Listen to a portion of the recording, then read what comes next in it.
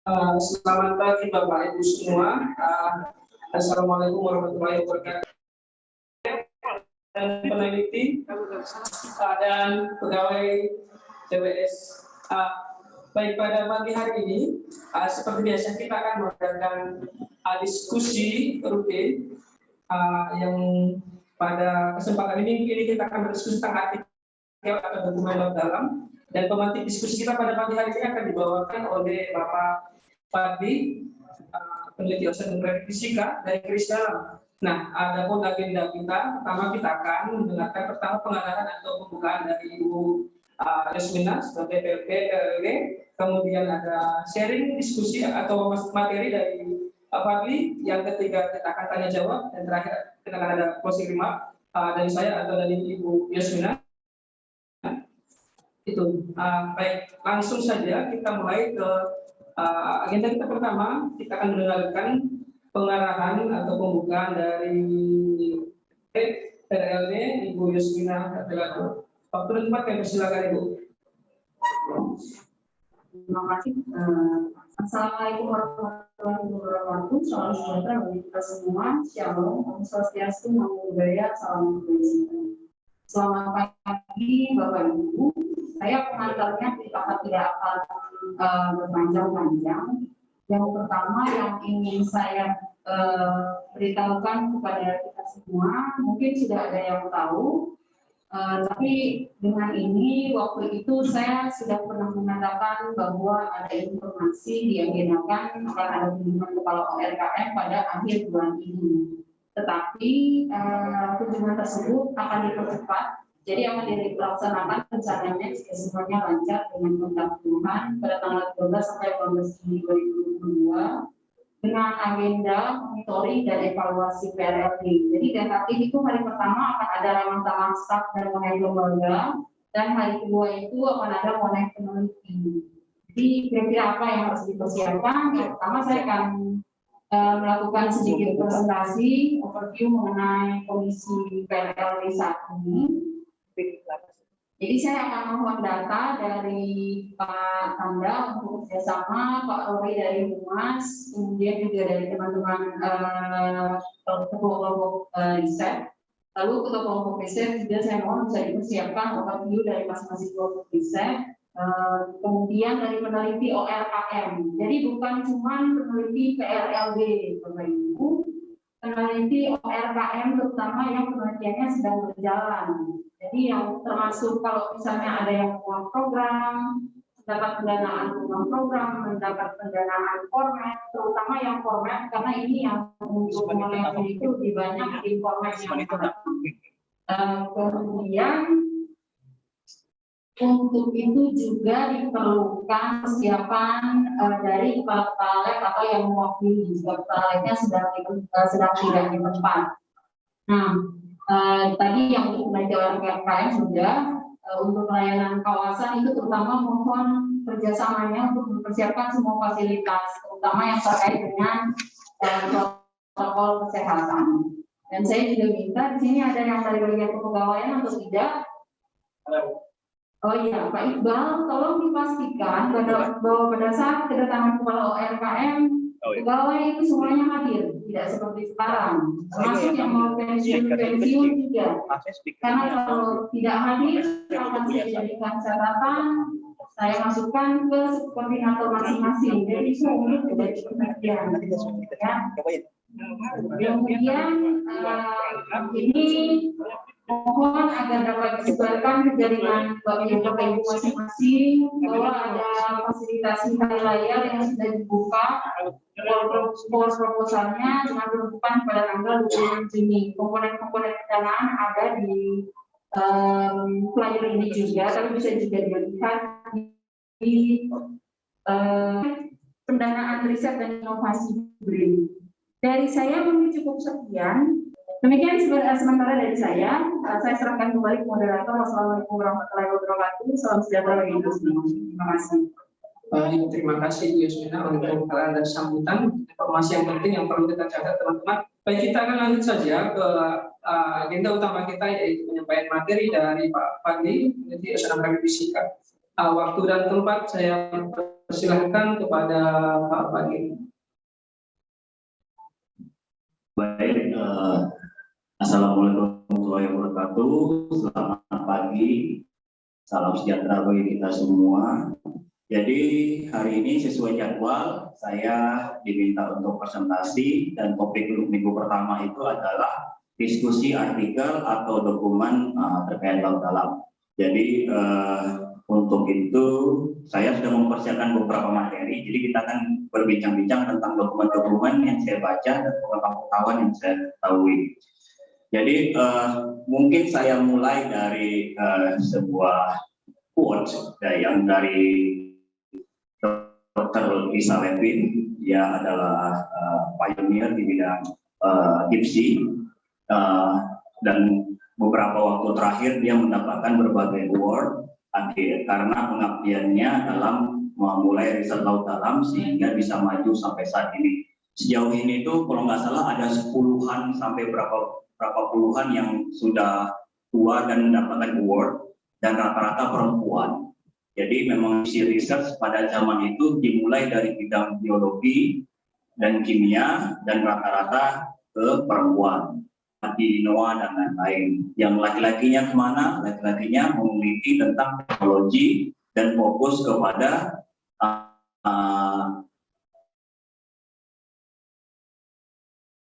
ada beberapa peneliti yang mencoba meneliti tentang deep sea dengan teknologi yang sangat terbatas pada saat itu. Sekarang kan teknologinya udah bagus sehingga bisa dieksplor lebih dalam. Nah, ada quote yang diambil, ya beberapa kalimat yang bisa diambil ada 3. Yang pertama itu menurut Dr. Levin adalah laut dalam itu luas, dinamis, penting, rapuh, dan umumnya belum dieksplorasi.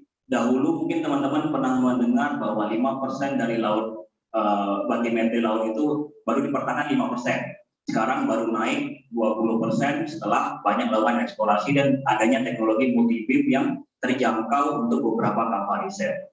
Jadi udah mulai naiklah ke angka dari 5% menuju ke 15 dan 20%. Tapi itu masih jauh angkanya daripada pengetahuan kita terhadap bentuk dari bulan, bentuk dari Mars, dan bentuk dari planet lain. Kita sudah tahu itu sejak tahun 90-an, tapi sampai tahun 2022 dasar laut kita itu baru terpetakan secara detail 20%. Itu merupakan sedikit. Jadi belum dieksplorasi. Rapuh, kenapa dia dikatakan rapuh?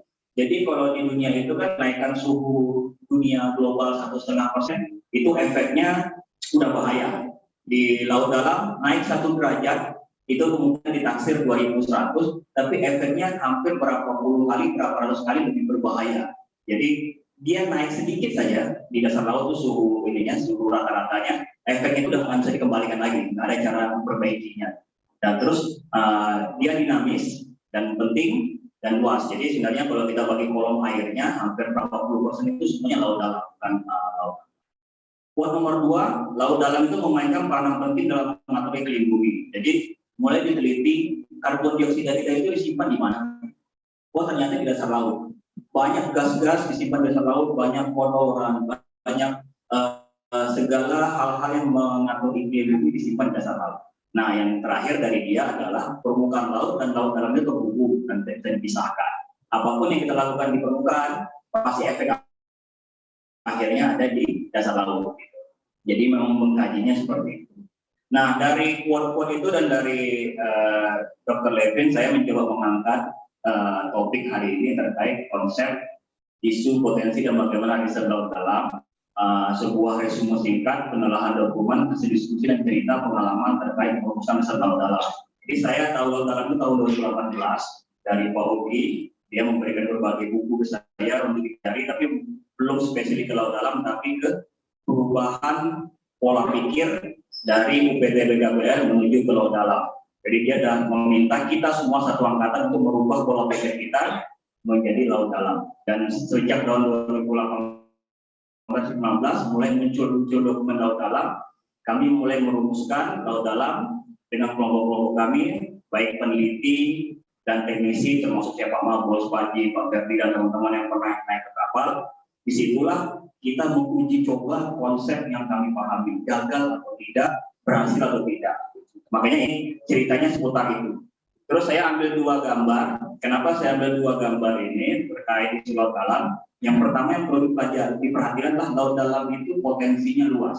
Cuman permasalahannya di situ tantangannya. Karena saking luasnya di situ tantangannya.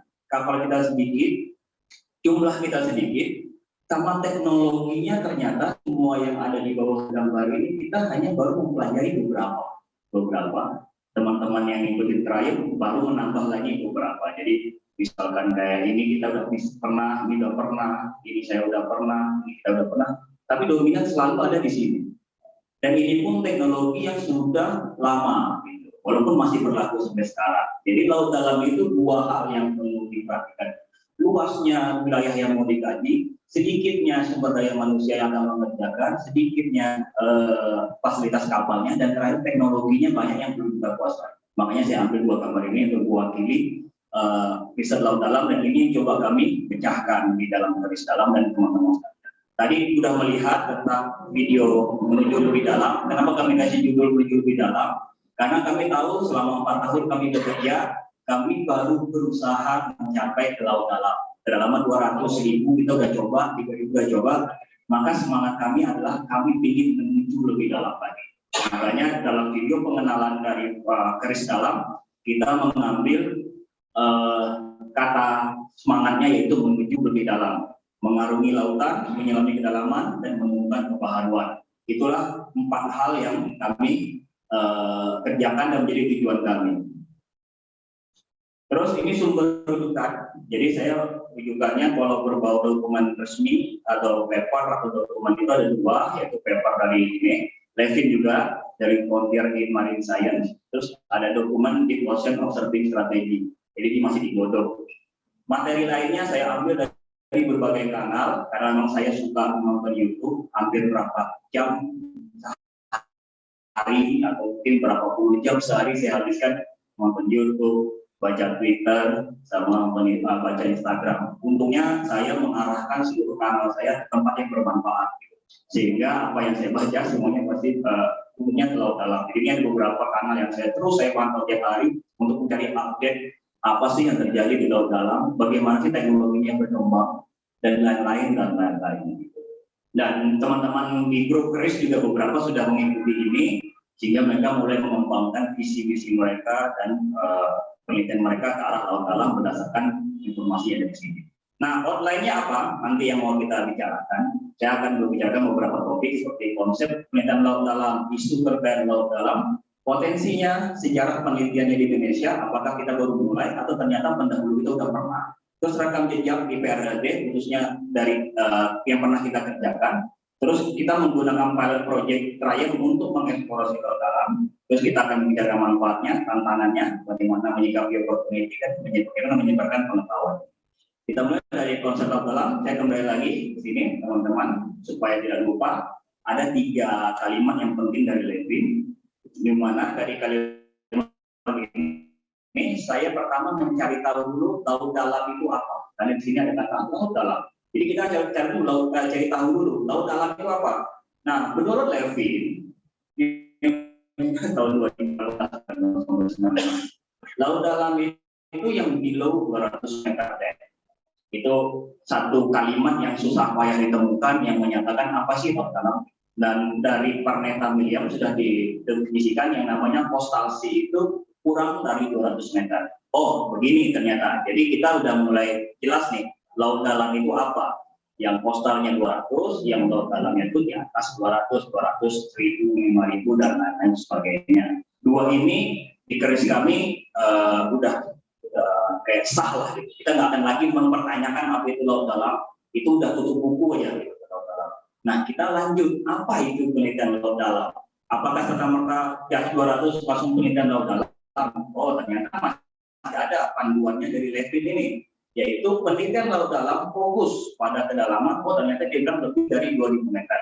Dengan tetap, jadi tetap memperhatikan proses-proses yang terjadi di bawah lapisan potik yang besar 200 meter. Jadi dari kalimat ini sudah jelas area kajiannya 200 sampai ke dasar laut. Cuman, Untuk beberapa daerah yang belum dieksplorasi dengan baik, salah satu contohnya apa? Indonesia. Berdasarkan katalog data dunia, Indonesia itu masih kekurangan data. Maka kita masih bisa meneliti di atasnya lagi jika masih kekurangan data. Nah, ini ilustrasinya, mana itu 2000 meter, yaitu yang di bawah termoklik, berdasarkan suhu, dan kalau yang voltage ini berdasarkan cahaya, jadi di bawah 200 meter. Apa itu zona di bawah zona voltage? Zona di mana cahaya itu mulai melemah, jadi sinar itu meredup, dan di situ tidak ada fotosintesis. Jadi dia bukan hewan-hewan permukaan, ini hewan-hewan yang hidup tanpa fotosintesis, bukan tumbuhan biasa. Jadi dia hidup pakai apa? Kita nggak tahu. Nah, kalau yang di bawah zona gelap abadi, apakah ada hewannya? Nanti ada di video. Oh, ternyata ada hewannya, dan bagaimana cara dia hidup itu yang perlu dieksplorasi. Nah, cuman saya cari juga di dokumen-dokumen terkait biologis. Jadi beberapa dokumen biologis mulai mendefinisikan bahwa kami meneliti laut dalam harus di kedalaman besar 200. Plankton bisa 200, kalau ketemu tritip harus kedalaman besar 200, karena yang sebelum-sebelumnya yang dangkalnya itu sudah sering diteliti, sudah sering dipublikasi. Maka dia lakukan publikasi untuk mengambil sampel di kedalaman 200 meter ke bawah. Ini sebenarnya dibuat dari Cina. Cina itu akhirnya mengulang lagi kajiannya dia dengan memisahkan mana plankton kedalaman 100, 200, 300, 400. Di tempat yang sama, di tempat yang papernya banyak, dia menemukan kebaruan. Oh, ternyata ada jenis plankton laut dalam masuk lagi papernya. Jadi dia mengulang hal yang sama dengan cara berpikir berbeda, hasilnya wow. Nah, terus dari perspektif biologi saya belum menemukan dia mendefinisikan laut dalam itu bagaimana, karena dia selalu mendefinisikan berdasarkan cekungan dan palung untuk sementara ini. Jadi kita masih belum bisa menekankan ke situ. Nah, dari definisi-definisi di atas ketahuan bahwa perspektifnya itu selalu diukur dari permukaan bumi sampai ke kedalaman. Kita selalu berpikir yang namanya laut dalam itu 200 ke bawah, 200 ke dasar laut, dan lain-lain. Selalu begitu untuk sementara saat ini. Nah, kita lompat dulu. Apa itu strategi?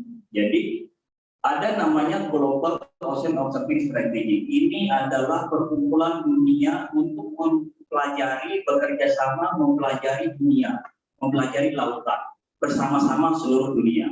Tapi mereka hanya mempelajari bagian atmosfer sampai kedalaman tertentu, misalnya 200 sampai 300. Teknologinya dibawa ke arah situ, observasinya dibawa ke arah situ. Semenjak Levin sudah mulai menemukan bukti-bukti bahwa oke, kita harus berdipsi ke laut dalam, yang lebih dalam lagi, dan kita butuh teknologi baru.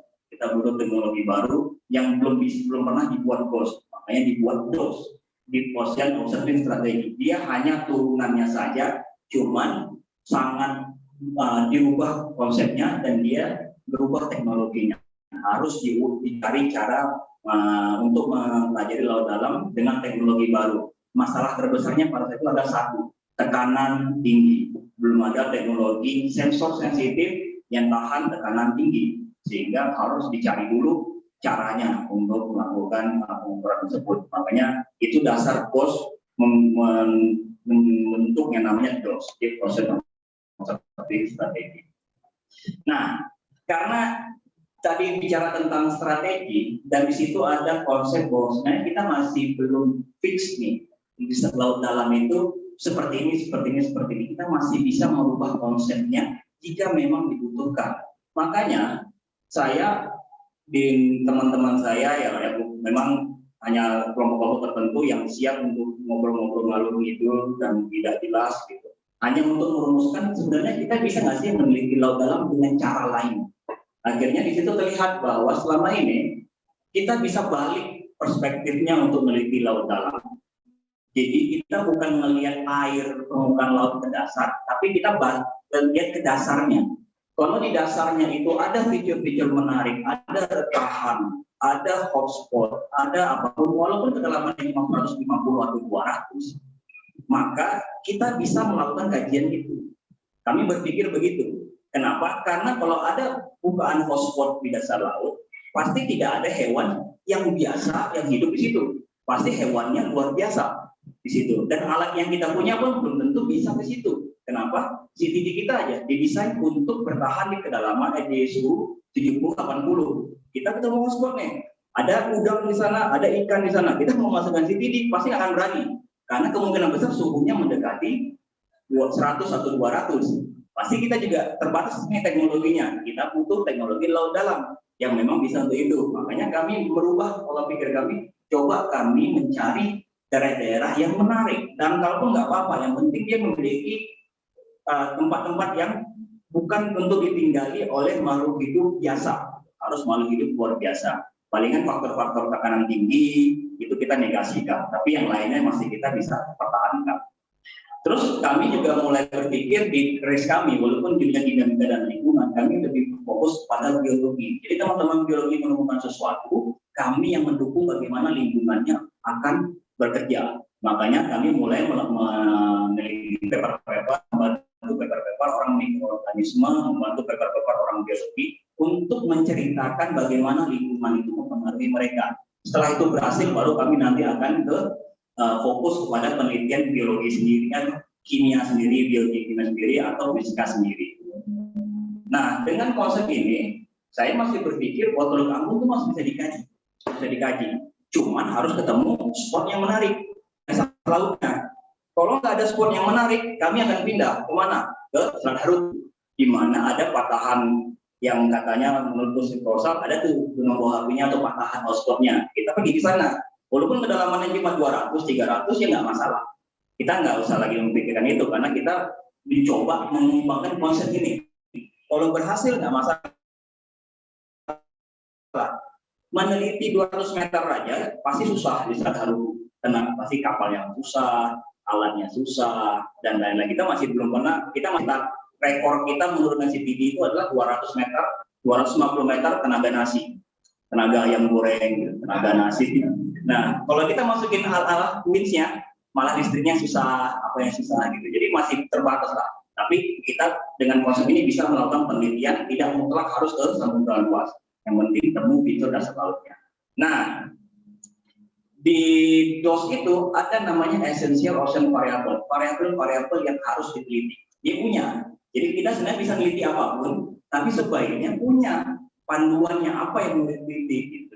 Nah, di sini ada dibagi berdasarkan fisika, biologi, kimia. Dari konsep yang tadi nomor 3 ini, kami memfokuskan biologi sebagai pusatnya. Jadi sebaiknya kami meneliti atau pergi untuk melakukan pengukuran di tempat-tempat yang mungkin ada kehidupannya. Karena itu yang lebih penting. Jangan kita main pergi aja hanya untuk mengukur arus, hanya untuk mengukur suhu, hanya untuk mengukur nutrien. Itu kalau udah lama penelitian ini baru kita melakukan itu. Tapi kalau masih baru masih awal-awal sekali, bagus kita memfokuskan wilayah yang kemungkinan ada makhluk hidupnya dan kita ukur parameter fisika dan kimianya. Gitu. Itu akan lebih mantap daripada kita hanya pergi ngukur tapi nggak ada kehidupannya. Nah, jadi disitulah kami mendesain hal ini. Dan ada di sini dijelaskan topik-topik khususnya seperti suhu salinitas, sirkulasi arus, tekanan, flux, dan akustik laut. Di biokimia juga ada siklus karbon, oksigen, nutrien, remineralisasi, dan lain-lain. Di ekosistem tuh ada berbagai hal, sarang, mikroba, spong, dan lain-lain. Jadi kami makanya trial pun kadang-kadang kita selalu ingin pergi ke daerah-daerah yang pasti ada yang menarik. Cuman karena kita harus bekerja sama-sama pihak luar yang punya titik sendiri, kita cari jalan tengahnya. Tapi sebaiknya ke depan kalau kita mau meneliti sendiri laut dalam, kita harus tentukan wilayah mana yang mau kita teliti, di mana dia kemungkinan besar ada makhluk hidupnya. Nah, bagaimana cara mencarinya? Nanti ada di penjelasan berikutnya.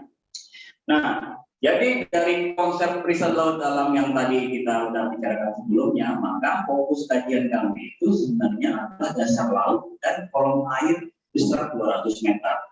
Ini akan membuat kami atau membuat kita itu akan bisa berpikir keras.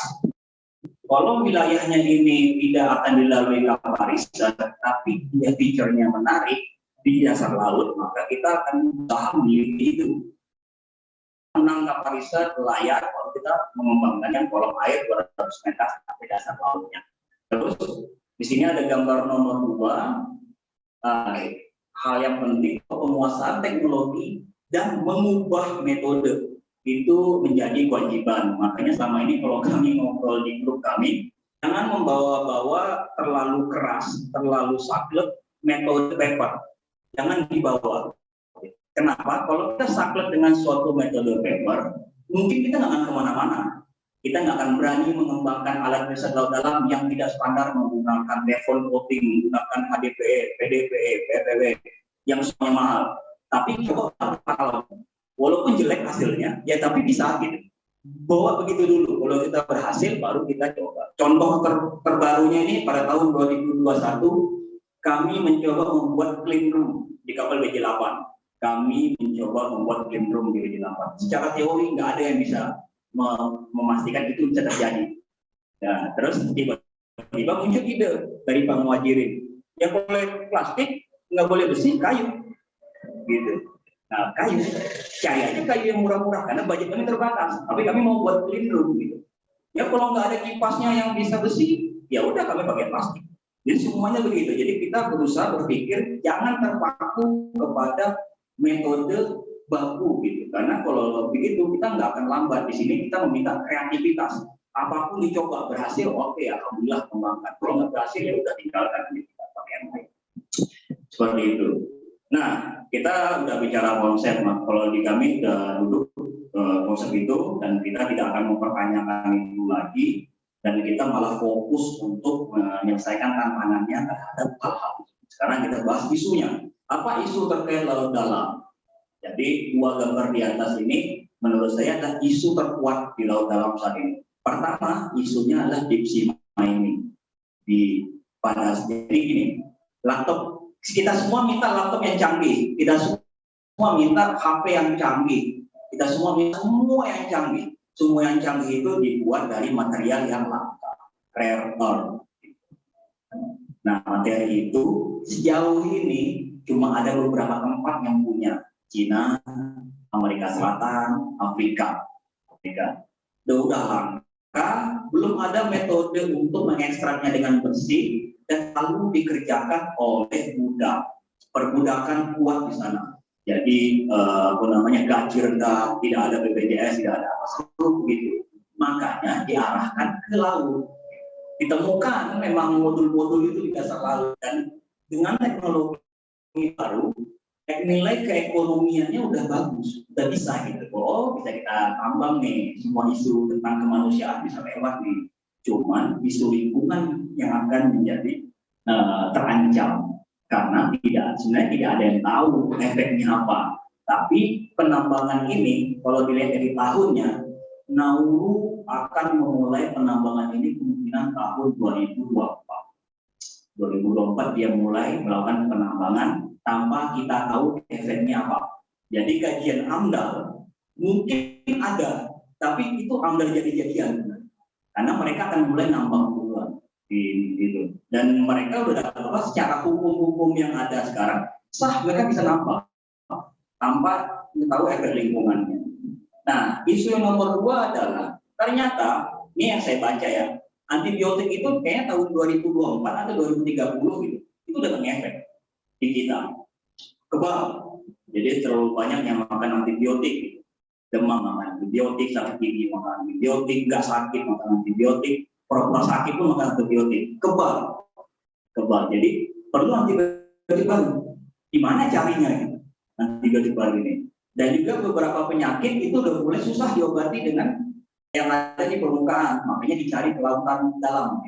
Sama kemarin kan COVID katanya juga ada tuh, katanya pakai ekstrak-ekstrak dari laut dalam untuk melawan.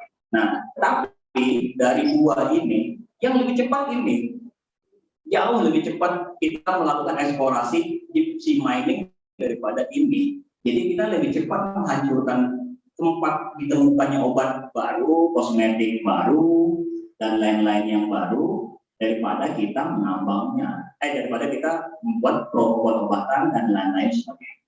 Nah, ini belum lagi ditekan dengan isu-isu baru, isu-isu lama, ocean warming, acidification, pengasaman laut, terus ada deoxygenation, itu artinya telah ditemukan zona-zona di mana oksigen itu tipis, sedikit sekali tidak mendukung kehidupan. Ini sudah mulai ditemukan. Ada sampah laut, sampai di Parung Mariana aja udah ada sampah laut. Sama terakhir ocean mining. Ocean mining ini bedanya sama deep sea mining adalah ini tambang-tambang yang sudah mulai menuju laut dalam. Ada yang kakinya nancap ke tanah, ada yang ngapung-ngapung aja. Nah itu kan sudah mengancam. Contoh yang paling mengancam adalah di Indonesia yang rig miring, bocor minyaknya. Di Amerika, di Gulf of Mexico, bocor minyaknya sampai sekarang nggak besar-besar. Sampai katanya lautnya udah jernih, di dasar lautnya tuh ada minyak. Banyak sekali pencemarannya yang nggak bisa dibersihkan gara-gara bocornya kilang minyak di Amerika. Jadi itu ancaman lama ditambah ancaman baru dua ini. Nah, saya sedikit lebih detail ke Deep Sea Mining. Kenapa saya bilang Deep Sea Mining itu sudah memungkinkan, barangnya udah ada. Alat keruknya itu udah ada. Udah dibuat, udah dibeli, Nauru udah punya. Kapal-kapal ekstraksinya itu juga udah ada. Materialnya yang jelas dibutuhkan mangan, kobalt, copper, sama nikel. Nikel ini yang penting untuk apa? Baterai. Copper untuk apa? Kabel. Gitu. Nah, dan lain-lain sebagainya. Nah, terus teknologi yang diusulkan menurut mereka paling bersih adalah ini skema. Ambil dasar laut, sebuah ke atas, pisahkan modulnya, sedimennya buang, bukan ke dasar laut. Sedimennya buang di laut, di tengah-tengah. Ini ngalir ini kemana-mana, ngalir aja. Masuk dia ke termocline, udah dia akan ngalir ke seluruh dunia, ngalir aja.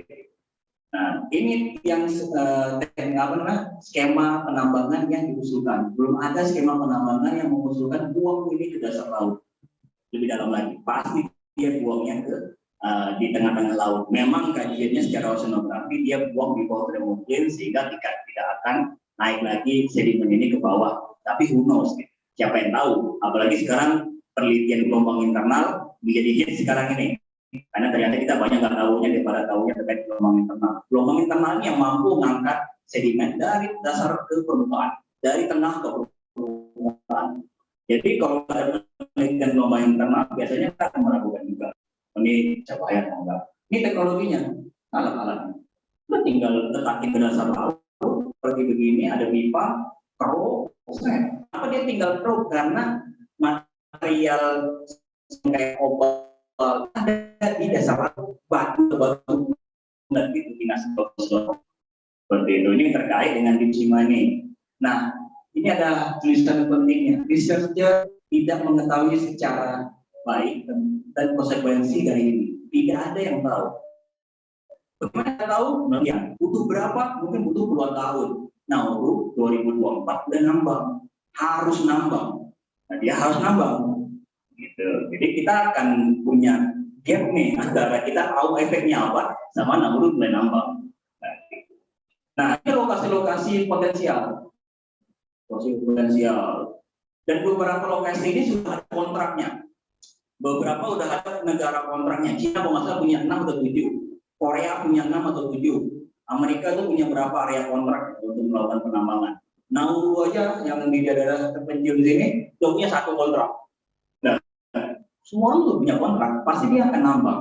Nah, kalau dia nambang di sini, uang materialnya di tengah laut, ada Arlindo, ada Terus Termohalim, masuk pasti di Indonesia. Pasti masuk. Nah, itu tantangannya. Nah, ini saya jelaskan lagi terkait Deep Sea material. Ini ada video-video tentang apa yang ada di dasar laut. Black smoke. Ini terus di sini ada berbagai hewan. Di sini ada kepiting, ada udang-udangan. Ini ada ikan. Saya nggak tahu sih namanya. Ini namanya ikan julung-julung. Tapi di dasar laut.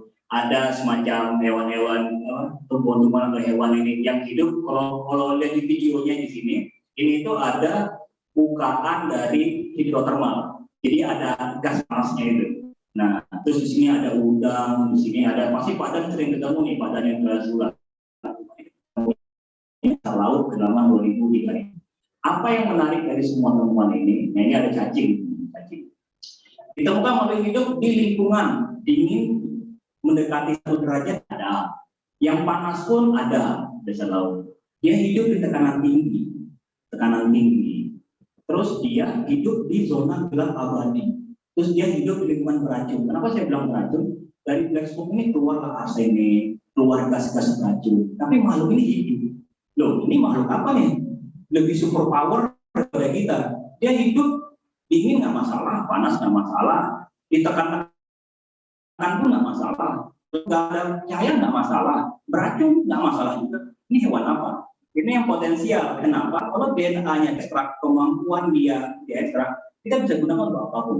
Mungkin bapak ibu-ibu pengen hidup lama gitu, panjang umur, bisa ditemukan DNA-nya. Nah, mau hidup di lingkungan beracun, jadi masuk ke PLTN nuklir nggak masalah, mungkin ambil dari sini bisa. Karena hewan ini yang membuktikan bahwa lingkungan ini bisa mengubah hidup. Nah, isu yang berikutnya tentang perikanan. Ini sudah ada prediksinya bahwa ikan itu gara-gara perubahan iklim mulai punah. Nah, kalau lihat dari gambar ini secara singkat adalah ikan subtropis yang ada di wilayah tropis ini pergi ke wilayah lebih tinggi, pergi dia ke utara. Jadi yang tersisa di Indonesia itu atau di wilayah tropis itu adalah ikan-ikan tropis. Tapi kemungkinan besar dia semakin dalam atau dia pergi kemana gitu. Nah, ada perubahan iklim. Kita pun sampai detik ini nggak tahu gimana ini gitu, bagaimana menyikapinya. Dan isu yang berikutnya adalah teknologi. Kita sangat tertinggal dari teknologi. Dikasih teknologi baru susah, dikasih laptop baru aja, memang pengen laptop baru, tapi kadang-kadang nggak bisa mengoperasikan laptop baru. Gitu. Itu yang perlu kita kuasai. Nih, deep sea fish farming. Ini udah mulai aquaculture-nya di tengah laut. Ini strukturnya untuk peternakan salmon. Jadi sekarang itu aquaculture pinggir-pinggir itu udah mulai ditinggalkan karena aquaculture adalah solusi untuk memenuhi kebutuhan makan manusia yang akan naik. Kemungkinan besar tuh kayaknya beberapa kita 8 miliar atau 9 miliar. Kita udah pasti kekurangan makanan. Maka sistem aquaculture pun berubah. Teknologi seperti ini mulai dikembangkan. Cuma ini pasti nggak ada di Indonesia. Ini hanya beberapa di dunia. Yang Eropa pasti yang buat. Sekarang Cina ikut-ikutan. Pokoknya Cina selalu ikut-ikutan dan berhasil. Nah, ini seperti ini. Untuk keramba apung di tengah laut, bentuknya aja jauh lebih besar dari rig minyak. Ternyata industri ikan sama kayanya dengan industri minyak. Oh gitu, yang kita paham itu begitu. Terus teknologi yang harus kita kuasai, ini ada GoPlot, ini dan ini teman-teman, ini ada semacam robot bawah laut otomatis. Kalau saya boleh bercanda, ini yang punya Kawasaki. Jadi ternyata Kawasaki itu juga udah bosan buat motor, karena kalah sama Honda dan Yamaha. Akhirnya dia buat robot untuk ke dasar laut karena prospeknya lebih bagus. Dia udah buat. Kita juga kaget, Kawasaki masuk, Mitsubishi masuk. Ternyata orang tuh udah berubah. Terus ada yang namanya glider dan lain-lain. Sama ada lander. Ini biasanya untuk penelitian dasar laut, ditinggalkan setahun, 2 tahun, nanti diambil lagi. Terus ada ROV robot. Jadi video-video yang kalian tonton di YouTube yang ada karang bawah laut ini dari ROV. Dan ini jarang diperjualbelikan. Ini pasti buatan. Karena memang kondisi aslinya dia masih dibuat, masih dikembang terus. Dan ini teknologi-teknologi harus kita kuasai. Jadi memang kita nggak boleh takut kalau teknologi canggih datang ke kita pelajari. Nah, apa potensi riset laut dalam di Indonesia? Nah, ini pertanyaan. Indonesia luasnya 6,4 juta kilometer persegi. Dari sini terlihat bahwa hampir kalau kita ambil dalaman 200 sampai dasar laut, maka lebih berapa ya? Oh, 25 tambah 3, 68% itu adalah laut dalam. Di laut dengan kedalaman 200 meter sampai dasar. Ini saya udah ambil dari garis batas yang baru. Jadi makanya yang 2 pulau ini udah kecil, nah garis batas yang baru. Jadi ini data terbarunya. Kalau yang data sebelumnya dia agaknya cerok sini gitu. Nah, jadi potensi areanya tuh luas, apalagi di timur. Timur tuh susah mencari yang dangkal, kecuali di sini sama nih. Nah, dari ini yang hijau-hijau ini adalah hasil model gunung bawah laut berdasarkan data bathymetri yang jelek. Oke, banyak nih gunungnya. Nah, yang kuning udah diverifikasi. Ada verifikasi BIK 2020 bilang ada 8 gunung ada yang gunung api, ada yang nggak gunung api, ada yang punya emas kayak baru Nakomba itu udah ada emasnya. Tahun 2022 Positrosal mendaftarkan 5 feature bawah laut lagi dari sini. Ada yang disebut dengan apa gerbang gitu, gerbang Nusantara gitu. Terus ada gunung apa, sama terakhir ditemukan gunung di Manipa. Kita nggak tahu dia berapi atau enggak, tapi gunung nih. Jadi potensinya itu terus berkembang. Tapi itu hanya satu step, setelah ditemukan mau ngapain. Gitu. Nah, kalau kita lihat peta gunung berapi, masih ada beberapa spot gunung berapi, walaupun di darat posisinya atau muncul di permukaan, cuman sebelah kanan, sebelah kiri, dia punya potensi rekahan nggak? Kalau dia punya potensi rekahan, di situ pasti ada super kehidupan baru yang bisa kita teliti atau datangi. Ini sejarah penelitian laut dalam. Mungkin ini semua orang nggak tahu. Cuma maksud saya itu adalah yang mau saya sampaikan. Dengan teknologi yang sangat-sangat terbatas, hasil mereka masih dipakai sampai saat ini. Masih dipakai. Jadi kayak peta lubuk Palu begini palingan hanya bertambah 5 revisi atau 10 revisi. Sedangkan mereka dalam satu kali penelitian menghasilkan berapa belas penemuan. Jadi sebenarnya ini menjadi penyemangat bagi kita bahwa oke, kita harus berpikir kreatif. Berpikir kreatif. Memang mungkin orang-orang bilang di zaman dulu kan uangnya banyak untuk riset. Kalau saya baca sejarahnya, uangnya itu terbatas untuk riset terbatas. Hidupnya susah sekali, jauh lebih susah dari kita. Makan juga nggak jelas. Ada yang kena penyakit, ada yang mati, ada yang kena penyakit, kekurangan vitamin C dan lain-lain. Jadi emang menantang untuk melakukan riset hari ini. Nah, jadi itu yang harus kita tanamkan ke diri kita. Oh, kita kalau memang mau ini laut dalam, pikirannya itu harus kreatif dan bekerja lebih keras. Dan kalkulasinya ya dihitung aja, pasti akan sering ruginya. Kayak saya ngerjain trial 4 tahun rugi terus, terancam terus banyak masalah ya terus gitu. Pulang-pulang stres, tapi memang begitu, sesuatu yang masih zona nggak jelas. Ini penelitian laut dalam yang ada sebelumnya, dari awal yang saya kumpulkan CSI itu sampai sekarang terakhir project. Nanti ada lagi BINTI, ada lagi apa dan lain-lain. Apa yang mau saya sampaikan saat ini adalah proyeknya udah banyak, tapi dia tidak dibahas ulang, dia tidak dikolaborasikan dengan baik dan tidak dibicarakan dengan baik, sehingga datanya itu banyak yang tidak terkoneksi satu sama lain. Rekam jejak riset laut dalam. Nah, sebenarnya ini dulu 2014 kan kita di sini ya, UPTUKPL berubah di PRO, riset laut dalam. Topik kajian ini berdasarkan dokumen yang saya baca aja terbatas. Ini kajiannya 18 kita mulai mengadopsi beberapa hal, dokumen yang saya pakai selalu trial. Nah, setelah itu baru saya kembangkan. Jadi pada saat itu saya berpikir trial bebas dengan fisikanya, kita maju dengan dipsi biologinya, dipsi kimianya. Jangan kutak-kutik dipsi biologi sama dipsi kimianya. Kalian juga nggak boleh ikutan. Nah, itu yang saya selalu bicarakan dengan video. Sehingga topik penelitian laut dalam pun bisa berkembang menjadi dinamika laut dan klimatologi. Mikroorganisme laut bisa ikut untuk sana, makro juga ikut, siklus biokimia mulai dipelajari, pemasaman laut juga dipelajari, pencemaran laut itu baru mikroplastik yang banyak datanya. Trace metal sedang dirintis, dengan Bu Pipi akan ke Jepang untuk belajar ke Jepang terkait trace metal ini. Iklim dan lingkungan masa lampau kita pelajari dari paleoseismografi ke Pareza. Perikanan tuna kita mulai pelajari, kemarin kurang berbeda pas kita tahu ini.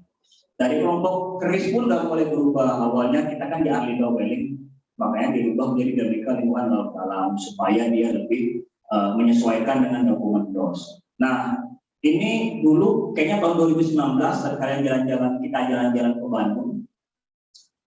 Ada 4 hal ini yang diberitahu oleh Pak Nugroho Dwi Hananto tentang kalau kita mau riset laut dalam, apa sih stepnya? Saya juga bertanya-tanya tuh Pak, kalau kita mau riset laut dalam, apa stepnya? Dia bilang perencanaan, eksekusi, manajemen sampel dan data, terakhir peningkatan kapasitas riset dan SDM.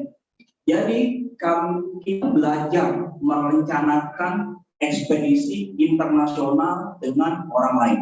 Kita belajar dan kita membuktikan bisa selama 4 tahun.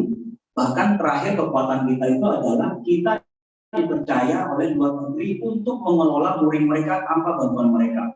Itu pencapaian kita. Gitu. Itu hal yang pernah kita lakukan. Kenapa saya bilang itu pencapaian kita? Karena Cina itu suka menyebut nama. Nama orang ada, nama orang ini ada Teguh, Fatih, siapa-siapa ada, kamu boleh mengerjakan ini, karena kami percaya sama kamu. Nah, gitu. Jadi nama-nama itu kita sodorkan, dia percaya. Jadi memang kita punya kemampuan. Merencanakan bisa, mengeksekusi oke, menentukan sampel dan data, kita udah mulai mengerti kelemahan-kelemahan dari sistem BRIN yang sekarang terkait sampelnya banyak yang rusak, banyak yang mati atau apa, itu karena sistem yang ada sekarang. Tapi kita juga tahu cara untuk menanganinya. Nah, kami sudah bekerja di 3 step ini untuk sementara. Makanya kita akan masuk ke step berikutnya, peningkatan kapasitas riset dan SDM. Fokus bagi yang S2 pergi S3, dan teman-teman S3 fokus untuk memimpin ekspedisi ini ke depannya. Begitu. Jadi ini terserah mau diikuti arahan Pak Bro, tapi kalau kami memakai konsep ini, perencanaan, eksekusi, manajemen sampel data, peningkatan kapasitas SDM dan riset. Kenapa ini penting? Karena pada saat kita nanti mengerjakan riset dalam lagi, kita harus kerjakan dari awal. Perencanaannya apa? Teknologi yang mau dipakai apa? Semuanya apa? Itu harus kita kuasai. Baru kita bisa bertemu dengan PAKR dan lain-lain. Karena kalau kita nggak bertemu, kita nggak punya pemahamannya, mereka juga nggak tahu mau ngapain untuk mendukung riset kita. Jadi ini yang makanya harus dipelajari sebelum ke sini. Terus ini pada proyeknya adalah Rayem. Nah, kita menggunakan Rayem sebagai tempat eksplorasi, eksploitasi, dicoba dan lain-lain. Banyak gagalnya, banyak. Tapi kan setidaknya itu adalah harga yang harus dibayar untuk mendapatkan pengetahuan terkait laut alam. Terus ini manfaat akuisisi dari selama mengerjakan pilot proyek dan Rayem. Pertama ada pengalaman dan pengetahuan melakukan observasi laut.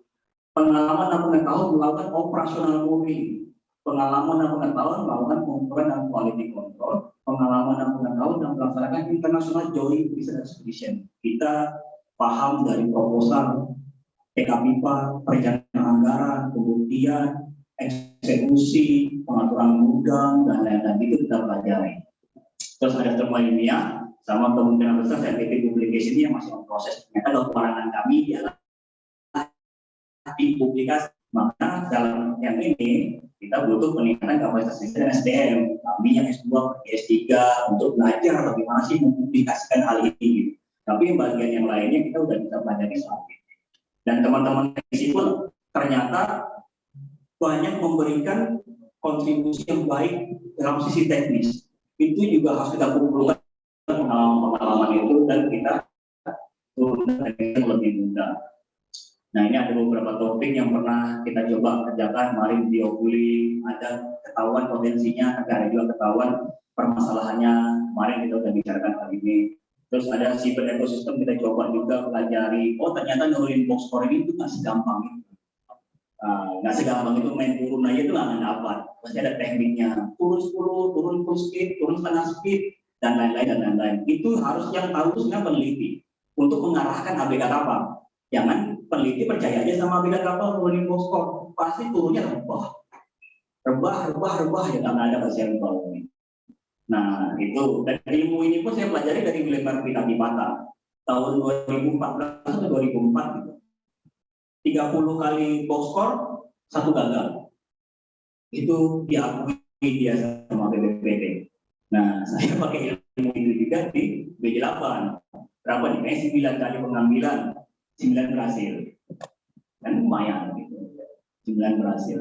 Kan ilmu-ilmu itu yang perlu kita kuasai secara teknis, peneliti maupun teknis. Terus ada yang carbonate system, ternyata teman-teman udah nyaman lah dan mampu melakukan riset di atas kapal, bahkan UPVs-nya pun di bawah. Kenapa di bawah? Karena kalau dikirim sampelnya pasti rusak. Ini yang nutriennya bawah. Ini orang Ambon bawa UPVs mahal, ke pesawat terbang masuk kapal, ulangin lagi. Oh ternyata itu nggak terlalu susah sih sebenarnya. Sampai terakhir kita bangun trace metal lab di kapal. Oh ternyata kita bisa. Terus ini ada mikro dan makroorganisme, plankton dan lain-lain. Terus ada mikroplastik di net dan di sedimen. Itu kita kerjakan semua selagi mampu. Nah ini tantangannya. Ini maaf slide-nya masih kurang lengkap, tapi ini tantangan riset dalam saat ini. Gambar pertama itu kembali lagi, luas wilayahnya sangat luas, kapalnya sangat sedikit, SDM-nya kurang. Tapi di bawah itu banyak masalah lainnya terkait ide riset. Ternyata untuk riset laut dalam, idenya itu nggak sebanyak yang kita pikirkan. Sedikit sekali idenya.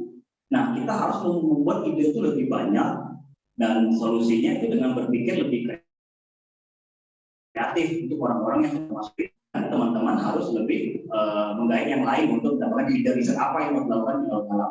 Terus teknologi pendukungnya juga jadi tantangan.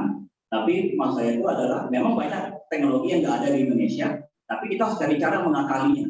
Yang masih bisa diakali untuk kita melakukan riset apa perlu membeli teknologi baru saat ini. Terus SDM pelaksananya selain yang diubah adalah kepakarannya, juga mindsetnya. Jangan sampai dengan sistem keuangan baru yang sangat mengganggu, tiba-tiba udah malas riset, malas hidup susah, malas hidup apa. Kita coba gitu. Maksudnya ya harus saya mindset risetnya juga mindset kehidupannya gitu. Mungkin kalau pernah teman-teman dapat COVID 2 kali berturut-turut di Jakarta nggak ada teman, masih berani nggak mimpin riset saat ini? Nah itu, kalau saya sih masih berani. Karena walaupun saya mendapatkan COVID 2 kali di kada sendirian, tidak ada yang membantu berapa. Nah tapi itu tidak membuat trauma. Nah itu yang harus juga ada di mindset peneliti, karena sistem keuangan kita agak masalah saat ini. Skema pembiayaan ini harus dipelajari, dan sekali ada masalah jangan mundur. Lokasi penelitian itu penting untuk dipelajari. Jangan sampai Laut Banda langsung di-open aja ke orang luar. Pasti kena masalah kita. Kalau kita mau open Laut Banda ke internasional, ada tata caranya. Ada negosiasinya yang penting untuk dilakukan. Itu harus tahu, karena itu akan berkaitan dengan izin penelitian. Izin penelitian hati-hati. Sekarang jauh sepertinya lebih mudah daripada dulu. Dulu ada TKPIPA yang keras masalah izin-izin. Sekarang itu hanya genetik. Pertanyaannya simpel, skemanya simpel. Otomatis siapa yang akan melindungi kekayaan hayati di timur kalau misalnya model seperti ini? Ya kita. Nah, tapi kita paham nggak aturan itu? Nah, terus teknis pelayarannya penting. Kita harus paham bahwa mungkin kita meneliti di Banda, kapan jalan dari Jakarta ke Banda hanya untuk meneliti Laut Banda.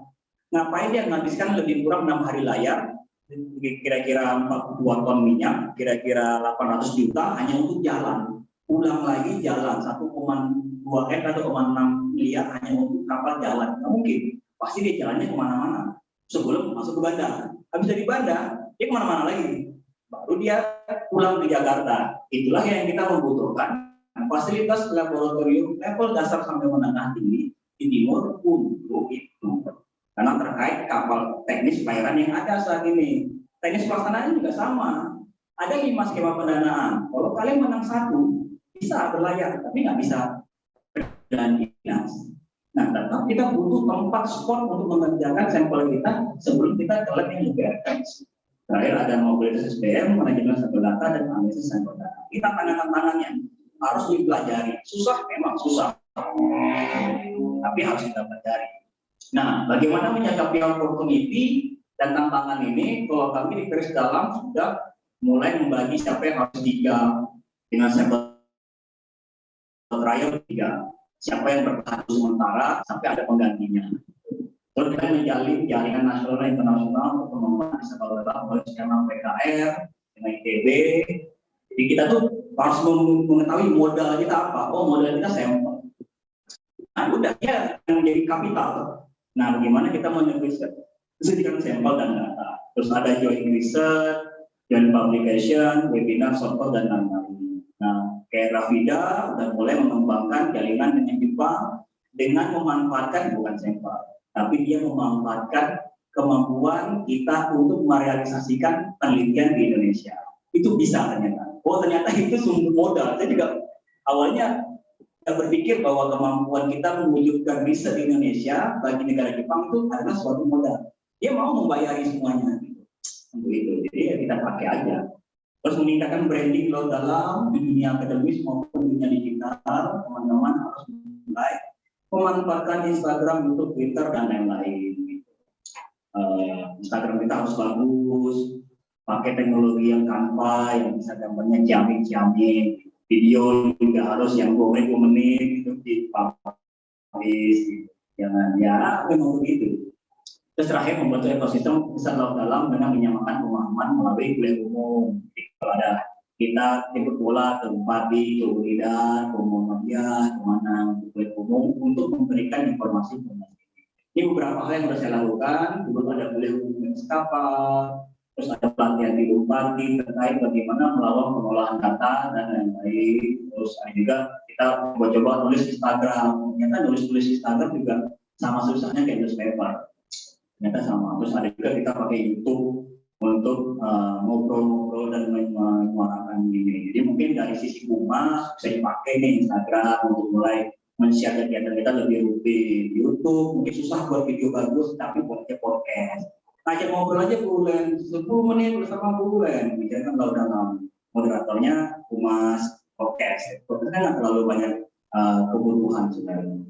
Ya seperti itu. Dan terakhir itu presentasi dari saya. Gambar di belakang ini menunjukkan bahwa riset laut dalam itu susah. Tapi kalau dikerjakan bersama, maka kita masih bisa menggapai sesuatu. Gitu. Maka yang perlu terakhir saya bilang adalah kita harus tangguh, kreatif, dan tidak takut dalam menghadapi kondisi ke depan. Terima kasih. Assalamualaikum warahmatullahi wabarakatuh. Selamat siang. Saya kembali. Terima kasih banyak Pak Menteri untuk sharingnya, untuk materi yang disampaikan. Baik teman-teman, Bapak Ibu, kalau ada mungkinnya Pak Pagi tadi menjelaskan tentang konsep tentang sharing pengalaman dan berbagai hal di depan bagaimana. Nah, mungkin ada tanggapan atau pertanyaan, apapun boleh dipersilahkan. Kita buka yang pertama. Baik teman-teman, kita akan lanjutkan ke diskusi kita. Barangkali dari Bapak Ibu sekalian ada yang ingin Pak Dhani, kemudian satu lagi orang lagi. Sesi pertama ini kita buka 3 dulu. Ya, terima kasih Pak Fadli. Presentasinya mantap ya. Jadi Pak Fadli punya YouTube tadi, kalau dia bisa masuk Humas LIPI, saya pikir itu jauh lebih bagus. Artinya kita punya konsep laut dalam itu jelas dan bisa dikemas lagi dalam Instagram. Saya di lain apa video tadi, walaupun mungkin masuk ke Humas LIPI juga agak berat ya. Tapi kita coba lagi mungkin Pak Tanda, sehingga kita punya konsep kita punya, sehingga kalau misalnya ada stakeholder yang mengundang kita untuk bicara tentang laut dalam, saya pikir kita mempunyai kesempatan untuk bisa sosialisasikan itu di dalam berbagai kesempatan. Dan yang berbeda ya kita dari Ambon ini di sosialisasi dia.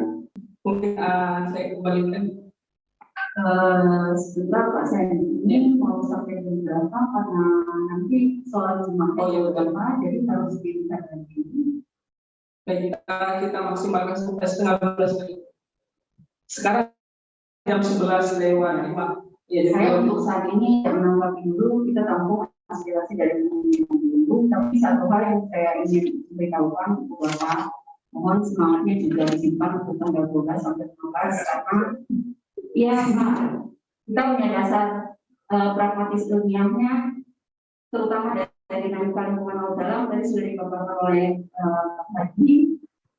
Tetapi sekarang kita juga harus berproses, jadi bagaimana kita melihat diri kita pada posisi seperti sekarang. Itu mungkin dari saya. Silakan teman-teman Ibu Bapak yang lain.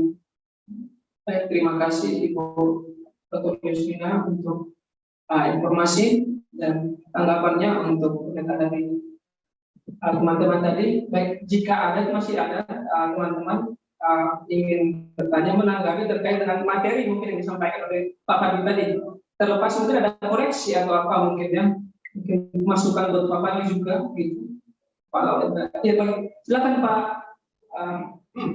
Lauli. Ya, terima kasih Pak Fadli, terima kasih sekali. Itu kalau saya dari sisi orang humas itu sangat mudah dimengerti, dipahami oleh masyarakat umum. Jadi memang sangat baik sekali kalau itu bisa diakses oleh banyak orang.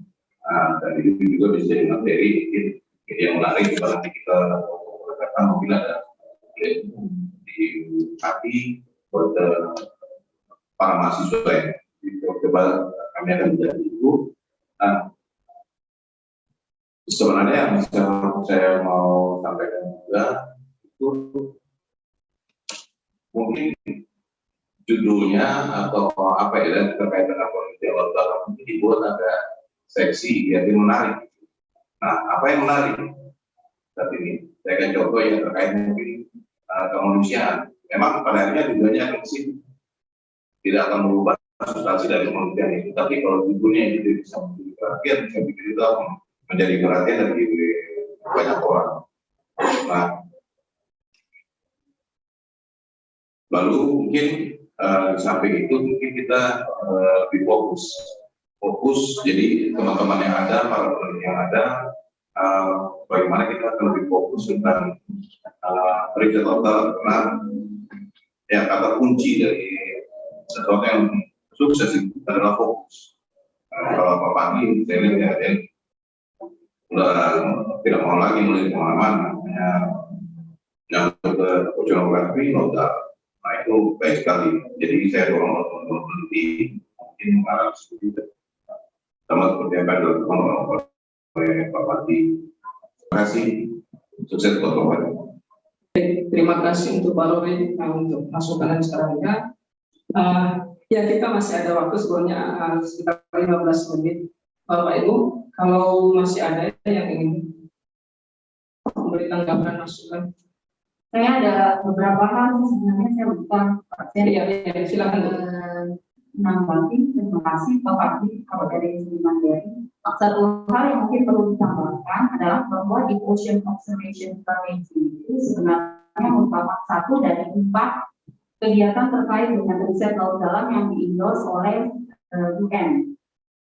Jadi sekarang itu ada yang namanya Decade of Ocean Science for Sustainable Development atau ilmu kelautan untuk pembangunan berkelanjutan. Nah, itu penting diletakkan dalam konteks ocean banking itu karena ketika sudah di-endorse itu akan mendapatkan pendanaan terutama dari UN supaya semua kegiatan terkait dengan laut dalam terutama dari SDM dari infrastruktur secara global itu nanti akan didanai.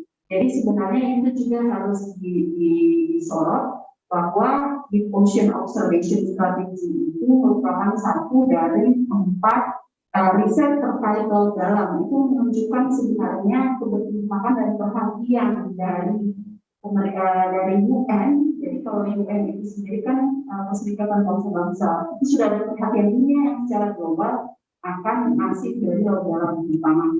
Terus yang kedua, ketika tadi dibicarakan mengenai di Jerman ini, sebenarnya ada paper yang terbaru yang dikeluarkan oleh Dr. Ramon dan tim tahun 2022 ini terkait dampak dari produksi Jerman terhadap bahkan terhadap kehidupan manusia. Itu juga memang harus dibaca dan menjadi rujukan karena itu memang sudah lebih advance. Kemudian yang ketiga, kemarin saya sempat ditanyakan dari level ORKM penelitian frontier seperti apa yang akan kita dalam versi sehingga itu menjadi justifikasi keunikan sebenarnya jika dibandingkan dengan misalnya pusat riset oceanografi. Untuk itu saya mohon agar kepala-kepala kelompok riset bisa sejak sekarang mempersiapkan konsep itu dan bisa kita dorong bersama-sama. Dari saya mungkin sementara itu dulu. Terima kasih dosen. Baik, terima kasih Bu Yasmina untuk informasi tambahnya dan juga komentarnya. Oke, terima kasih. Baik teman-teman, masih ada yang ingin disampaikan? Ada sekitar 10 menit. Oh iya, ini ada Pak Malaysia, silakan. Terima kasih atas kesempatannya. berkaitan tadi dengan presentasi dari Pak Fadli terkait pembahasan dokumen-dokumen terkait riset laut dalam, saya ingin memberikan satu masukan. Ini ada dokumen lain Pak Fadli, itu namanya dokumen yang disusun oleh konsorsium IUDP atau Integrated Ocean Discovery Program, suatu konsorsium internasional yang memang bertujuan untuk mengeksplorasi laut dalam. Ya. Itu poin-poinnya saya lihat sangat bagus dan sangat relevan gitu dengan kita laut dalam. Itu mungkin bisa disandingkan dengan DOS gitu, sehingga bisa lebih optimal lagi. Karena IUDP itu juga sangat saya sebagai background yang di itu sangat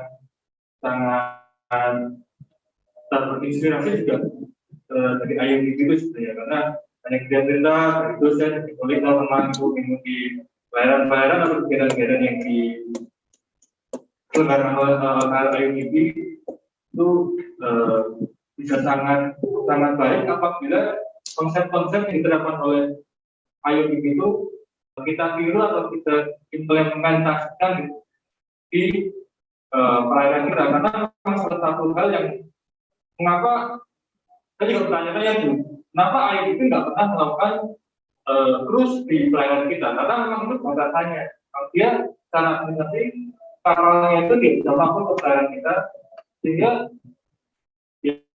ya mau nggak mau ya harus kita sendiri ingin mengimplementasikan konsep-konsep ide-ide apa yang diciptakan oleh IUDP di pelayanan kita. Terima kasih. Baik, terima kasih Pak Fareja untuk informasinya. Ini tambahan masukan dokumen tadi. Baik, sekarang waktu sudah menunjukkan 11.25. Pak Sen, ini kita kedatangan beberapa rekan kita juga dari Balai Arkeologi. Jadi saya minta waktu mungkin teman-teman dari arkeologi bisa memperkenalkan diri jabatannya, kemudian jadi ya itulah kata klasik ya, tidak kenal maka tidak sayang. Silakan dulu Bapak.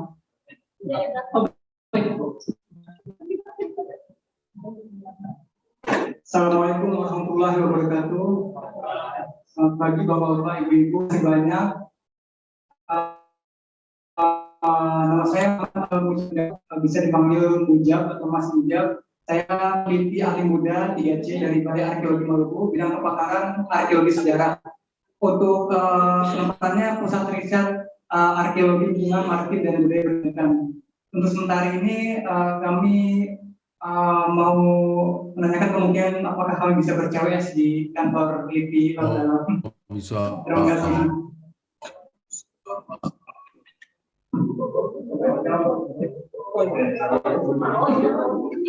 Selamat pagi Bapak Ibu.